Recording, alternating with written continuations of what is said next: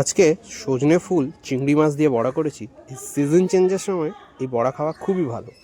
আর চিংড়ি দিয়ে বড়া করব।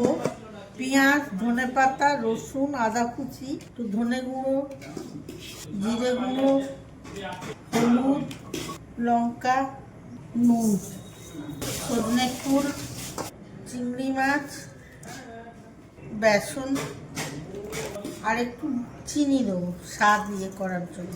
দিয়ে ভালো করে মেখে নেবো এটাকে।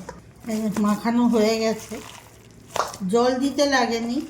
সজনে ফুল আর চিংড়ি মাছে যতটা জল আছে মাখাবেন, দেখবেন মুচমুচে হবে। চালের গুঁড়ো বা অন্য কিছু দিতে লাগবে না। তেল গরম হয়ে গেছে, এবার বড়াগুলো ছেড়ে দিচ্ছি। সজনে ফুলের অনেক রকম রেসিপি দেখিয়েছি, এমনি বড়াও দেখিয়েছি, এটা চিংড়ি মাছ দিয়ে। আর সজনে ফুল অন্তত বছরে এই টাইমে একবার খাওয়া উচিত। সজনে ফুলের অনেক উপকার আছে। হয়ে গেছে, এবারে তুলে নিচ্ছি।